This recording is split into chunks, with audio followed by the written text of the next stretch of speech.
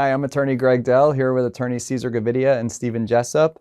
And guys, today I want to talk to you about prudential disability denials. And I want to get right into what comes to mind, Stephen, when you think about the most common reason for a prudential long-term disability denial. I would say probably the number one denial that I typically see with them is going to be usually that occupation definition switch from own occupation to any occupation. I think that's a large percentage of theirs. And then second to that, just a transition from short to long-term disability, this idea that we don't think the medical information is sufficient for it. But then as you know, Prudential also writes lots of limitations in their policies.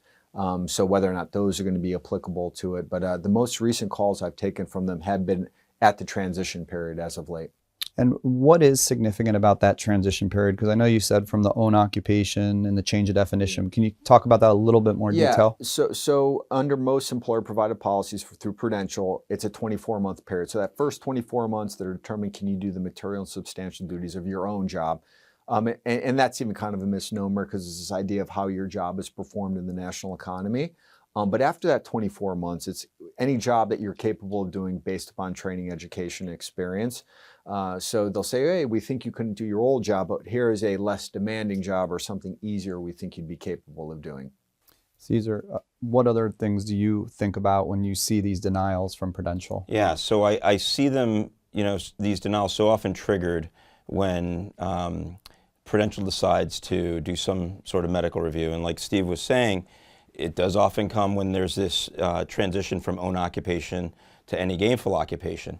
But it could also occur at any time, right? So while they may have accepted the claim, paid it for some time, now they're doing a medical review. And what's involved in a medical review? Well, they're requesting medical records. And you may not even know any of this is going on.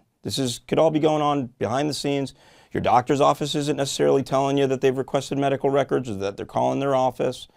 And when they gather all these records, the claims examiner isn't sitting down and going through these medical records themselves. They're basically sending this off to a medical team or a medical consultant. That could be a nurse, it could be a physician. It may not even be a physician that's necessarily board certified or a specialist in what your disabling condition is. It could be some occupational type of physician. And then that doctor's going through those records, and what once may have been supportive of your disability now no longer is, based on the opinion and the review done by this consultant of theirs. So, this is kind of a real dangerous or precarious time when that happens, because there's not a lot within your control when they're looking at these records, reviewing these records after the fact. You could have been involved with perhaps explaining to your doctors what all your symptoms, what your limitations are, what you struggle with, and keeping up with your, reviewing your records and ensuring that they're accurate and having a real good and open line of communication with your doctors. But if that's not there, then, you could be in trouble.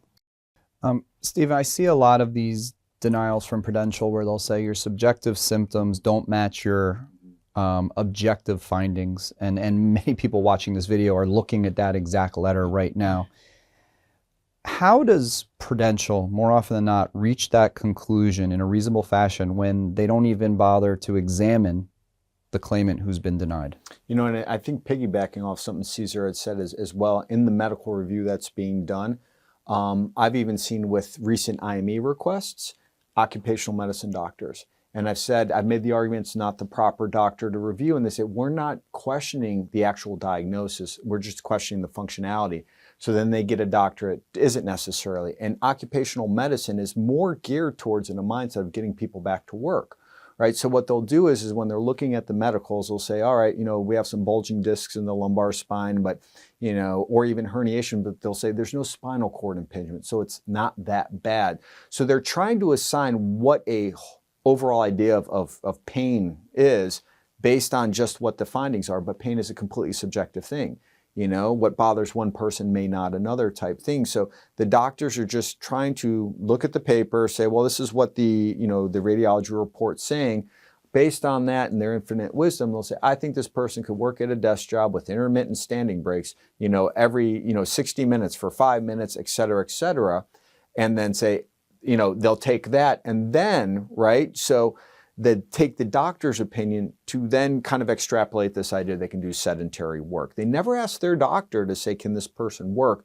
We just want restrictions and limitations. And a lot of times the reviewing doctor may know what the job title is, if they even pay attention to it. They're only seeing, do they think that the medical condition results in restrictions and limitations, not drawing any nexus to the occupational requirements, be it your own occupation or, gainful work, like the vocational reports may say from Prudential. And Cesar, are there any limitations specific to the Prudential policies that you commonly see which limit the period in which a person can collect benefits? Yeah, certainly. And you're kind of at the mercy of whatever your employer, if it's a group disability policy or one that's linked to an association, whatever that association or that employer had negotiated on behalf of that group, right? So oftentimes, you will see mental nervous limitations. So that means basically, if you are struggling or disabled from a mental health condition, the policy is limited in terms of how long those benefits are going to pay you, and usually that's 24 months, 2 years.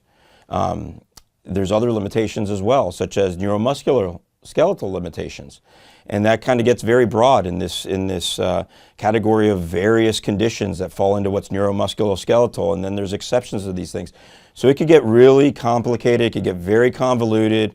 You start getting into, well, Prudential sent me this letter that they say that my benefits are going to end because I have this limited condition, but I had these positive EMG studies or this surgery. I had these findings. I had these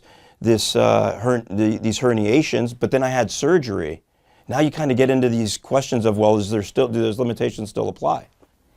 Well, it's good to discuss some of these common reasons for denial, and we've literally, between the three of us, seen thousands of these denials and worked on thousands of appeals and thousands of lawsuits. So always encourage people to right away, if they've been denied, feel free to reach out to any of us and we'll always provide them with a free consultation.